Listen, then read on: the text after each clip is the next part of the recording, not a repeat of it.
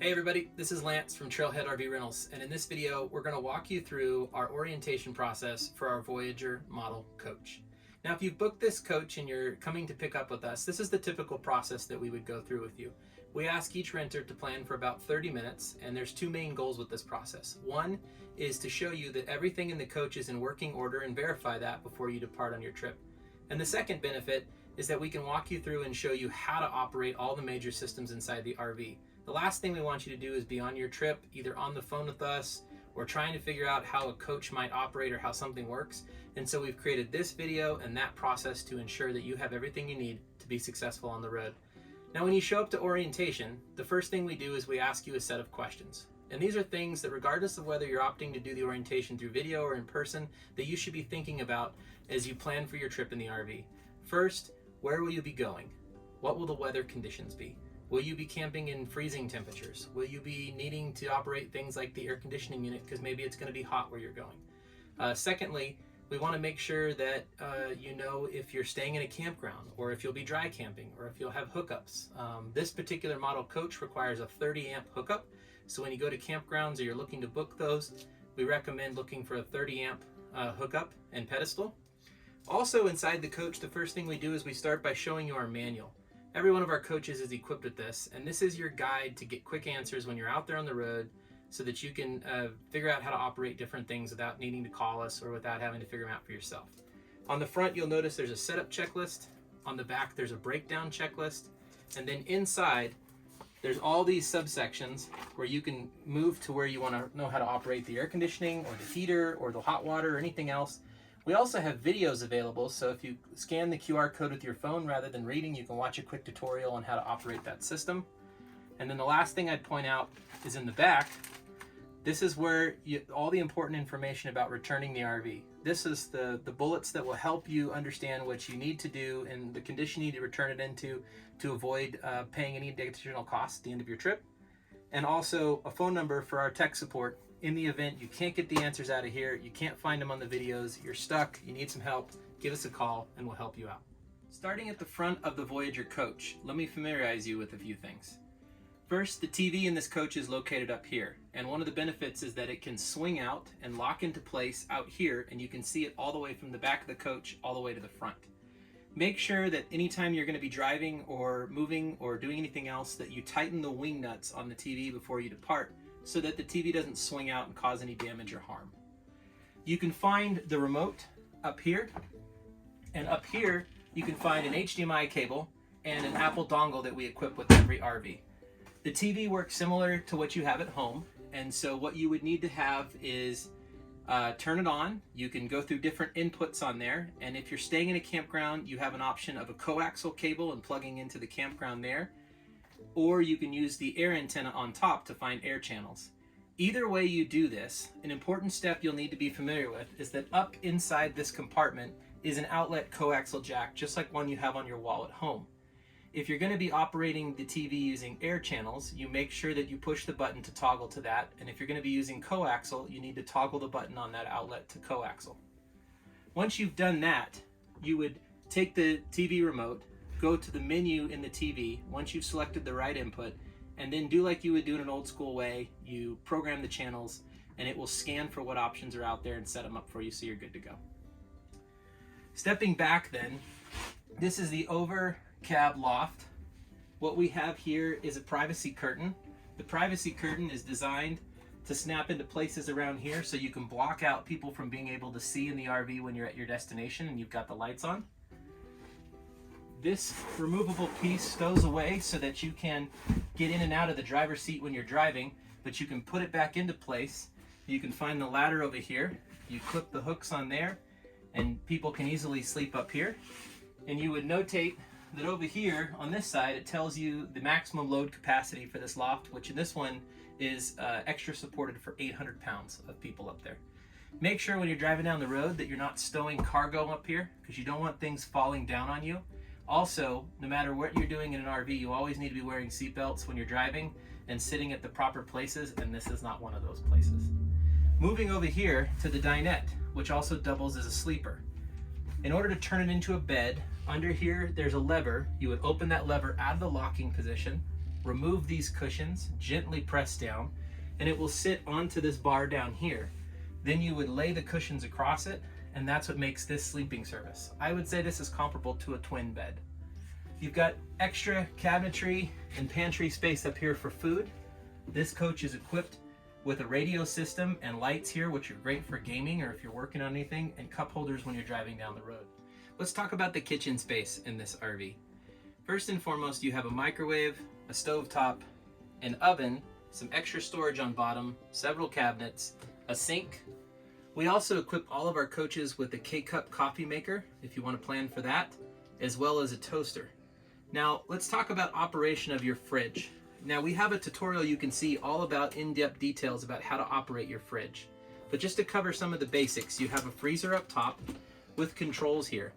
Now, your refrigerator is designed to run either off electrical power when you're plugged in at a campground or running your generator, or off propane. And so by turning it on and setting it to the auto function, it will automatically toggle to whichever option is available to make sure that you're always easily keeping everything in here cool and protected as far as food. Inside the fridge works the same way, and up here in the back you'll always find the thermometer adjustment that says cooler or warm. You gently slide up for cooler, down for warmer. We always tell people when you're going out on trips, try to minimize how much you open and close these doors. It does not work efficiently as what you have at home, and so by trying to maximize that, we'll keep it as cold as possible. Now, when your RV is running off of propane mode in the refrigerator, this means that somewhere back in the wall here in the unit, there's an open flame that's cooling the system down. So anytime you pull into a fuel station, you want to make sure you come back here, push the off button to extinguish that flame when you fuel, and then come back and turn it back on before you drive away. If for some reason these aren't working and you're wondering why they aren't running off propane, first make sure you have propane. Second, make sure that your propane's turned on. Besides that, these work really well and should be self-sufficient. The last thing I would tell you about the refrigerator as well is if you're running off propane mode, you need to make sure the coach is level. If it gets too far out of level, that flame has a security device on it that will turn it off and it won't work as efficiently. Down here we have some storage that has the trash can for this coach as well as a whole bunch of cleaning supplies. As far as operating the stovetop, you would open up the glass protective piece. You've got an igniter here, and you would just turn on the burner and it lights right up. That's all there is to cooking with that. On the oven down below, you'll notice if you got really low that there's a pilot light down here. And the process for starting that is very similar. So you would find the control knob for the oven, you would turn it on and hold it down while you're at the light phase, and then you would proceed to click this until it lights across the burners, and then set the temperature to the temperature you'd like it to be at. During the orientation process, we typically have the hot water system turned on in every RV. That way you can verify that it's making hot water. In this case, you can see the water's flowing and it's very hot. Now let's talk about the bathroom. In this coach, you have all the standard amenities you'd have in a bathroom at home, including a GFI outlet for a hairdryer, things of that nature. We always equip all of our coaches with 4 rolls of camping approved toilet paper, as well as gray and black tank chemicals that will break down and keep the aroma fresh inside those tanks for you. We only recommend, if you're buying your own toilet paper, that you make sure you get camping or RV toilet paper. These systems are not built for the stuff you would regularly use at home or ones you would use for a septic tank. It has to be camping or RV approved. The shower operation will work both off a freshwater system from outside and the freshwater tank that's on board. And the toilet has a foot pedestal that you push down on to flush. So we recommend, if you're conserving water, obviously to barely push down, but if you need a bigger flush, you can hold that down and it will flush out as well. There are 3 different ways that your RV gets electrical power. First, and the most optimum, is staying in a campground and plugging this coach into a 30 amp outlet. When you plug into that 30 amp outlet, always make sure the breakers are turned on, and you'll be able to see the light on the cord outside illuminate, letting you know that it's receiving power from the pedestal. You would hook that up to the outside of the RV, which we'll show you where in just a minute, and that provides shore power. all the accessories inside the RV, get plenty of power from that so you can run them all whenever you need to. If you don't have access to shore power, the second option is the onboard generator. This coach is equipped with a 4,000 watt Cummins generator, which has plenty of power to also power all the accessories in the coach. The last option is the battery bank. When you don't have your generator turned on or access to shore power, you do have battery power that's been stored up on the RV. Now, the battery power alone is not enough to power the big appliances like the air conditioning and the microwave.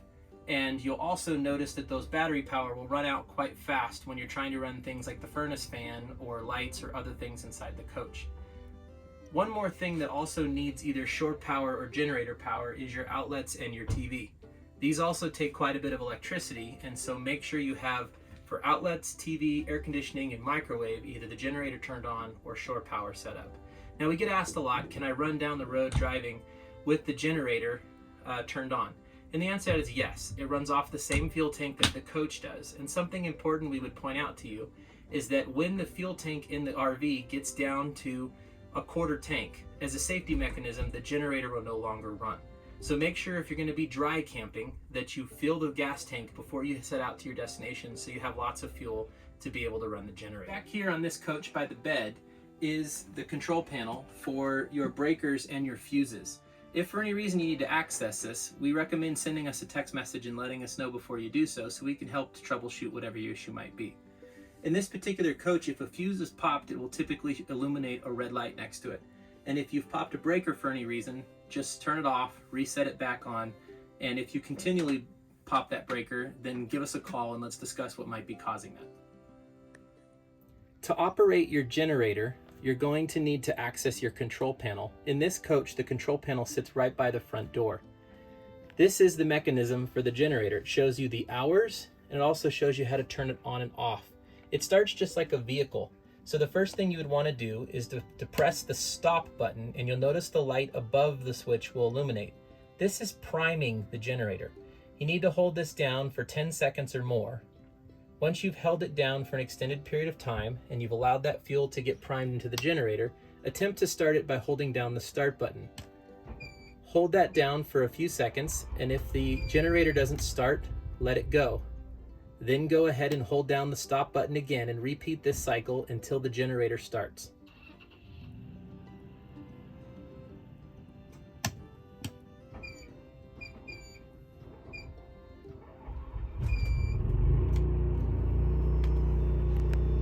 You never want to run your generator and be hooked up to shore power at the same time. It's an either-or situation. So we recommend always being mindful if you're going to start the generator that you've disconnected any shore power. Your Voyager model RV is equipped with a 50-gallon freshwater tank. We fill this tank before every rental so you do not have to worry about it. When you're out on the road and driving down the road and you need access to water and you don't have access to it from a hose in your campground, all you need to do is turn on the water pump. This primes the water system and will draw water from that water tank to supply to the RV. You can hear this cycle, so don't worry if you hear it while you're out there on your trip. You can also monitor your freshwater tank by pushing down on this button, and the gauge above will illuminate, showing you how much water you currently have in the RV. This coach is also equipped with a hot water system. And in order to turn on the hot water system, you'll notice that's on the control panel as well, and you have the luxury of being able to choose between gas or electric. Electric would run off battery power unless you have access to shore or generator. The propane option is more preferable when you don't have access to electricity. Now let's talk about operating your RV. It drives very similar to a U-Haul truck or a box truck if you've ever had one of those. This particular model is 25 feet long, 12 feet tall, and 10 feet wide. So the first thing we tell everybody is be mindful when you're driving down a road or turning into a parking lot of all those dimensions. There are some bridges, overpasses, and especially trees that hang over the road and can hit the RV and cause damage if you're not careful. As far as operating the vehicle then, it's an automatic transmission and it's a V8. And at Trailhead we do allow towing if you've opted for that option. Starting the vehicle is the normal process, and you do need to return it with a fuel tank when you return full. We always fill it full for you before you depart. This coach also has a backup camera on it. So in this touchscreen, when you're driving and you put the vehicle in reverse, the backup camera will automatically come on. As an added safety feature for your blind spots too, when you're driving forward on a highway or down a road, you can actually toggle in the options menu too and turn on that rear camera so you can see what's coming up or what you're passing by. We always recommend when you're backing up in a campground in order to be safe, make sure you have your other people traveling with you get out of the RV and help you with the backup process. Put the window down so that you can hear them, take your time and be slow. Last thing, and you'll see this in our manual checklist for setup, is make sure before you park that you understand the links of your hose and your electrical systems, and you identify where you need to be sitting in your campsite to make sure that you have access to those things and you don't need to move again after that. Some of our coaches are equipped with awnings, and this particular coach and this Voyager model does have an electric awning on it. Now, I often tell people the number one way you can damage an RV during a rental is accidentally driving it and hitting it into something. The second most common way is not paying attention or using your awning properly. So the most important rule I would tell you about awning operation is make sure that anytime the awning is extended or in use, that you are with the RV to monitor the weather conditions and to make sure that the awning doesn't get damaged. We oftentimes hear from people that they were so worried about doing it that they didn't even use it, and that's perfectly fine too. The awning does provide a great shade break, which cools the coach if you're staying somewhere really hot. And the awning is wonderful to sit under when the conditions are right outside. Please note that the awning is not designed to provide protection against rain, hail, or snow. And the awning should never be left extended anytime you're operating the vehicle or anytime you're not with the RV to make sure that a gust of wind doesn't come up and damage the RV. That being said, the controls are right here. All you would need to do is toggle the switch out to extend the awning, and to return it, toggle it back. There's also an awning light located on the awning to turn on lights outside. The air conditioning in the Voyager model is centrally located in the middle of the coach. You can see right here that there are controls to turn on the fan, and you can set the temperature with this knob. Keep in mind the air conditioning is one of those appliances that requires either the generator or shore power for the coach. Back here by the bed, conveniently located, is a thermostat, just like what you'd have at home, so that you can operate the furnace. It does not operate the air conditioning. The furnace, you would just turn it on, set it to the temperature you want, and if you're in a cooler place and need to keep the coach warm, it will kick on and off just like one you have at home. The furnace does not require you to be hooked up to shore power or the generator beyond, but it is a larger appliance that does pull electricity out of your battery bank faster. So make sure you're monitoring your battery bank at the control panel by the front door so that you can turn on the generator or plug into shore power to recharge those batteries as needed. Also on the control panel, besides the other options we've already discussed, is gauges for your propane levels, your battery levels, your freshwater tank, and your black and your gray tanks. Next, we will tell you what your black and gray tanks are and how to manage them, but you can check all of your levels for all of these tanks anytime throughout your trip just by walking by and pushing the button to see where they're at.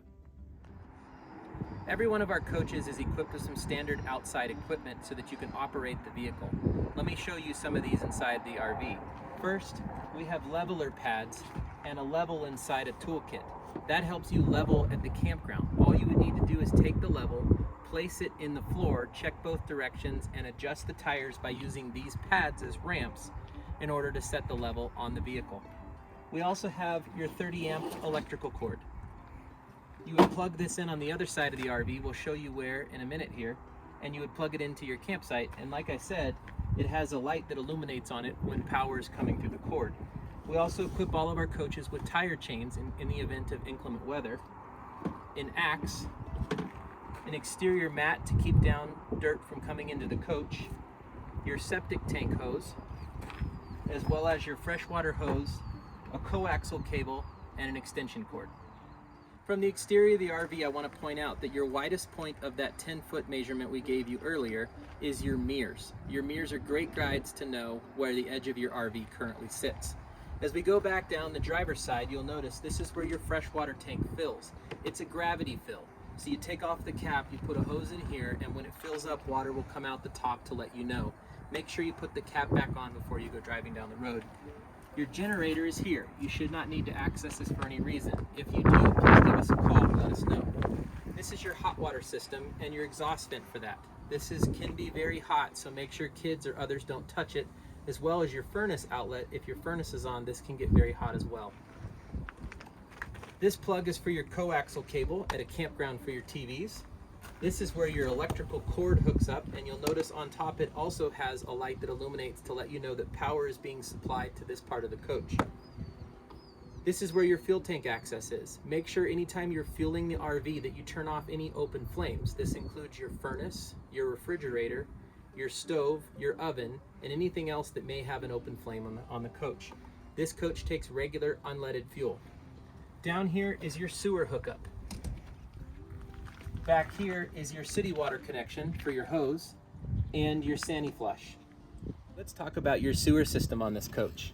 When you access your sewer system, you'll notate that there are two different valves because there are two different tanks for sewer on the RV.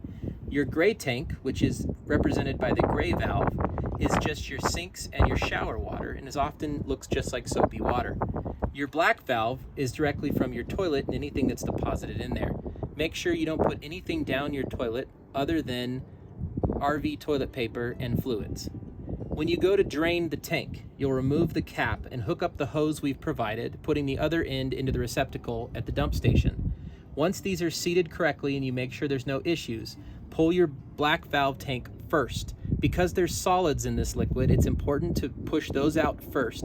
Once you hear the water start to stop, then you will open up and flush it out with your gray, which removes any solids from being inside the hose. Once you're done with these, close the caps back up and make sure you keep them closed even if you're staying in a campground with full hookups, because you want the water and the chemicals that are in the tanks to fill up and break down those solids until it's time to flush. Then you'll come out and flush.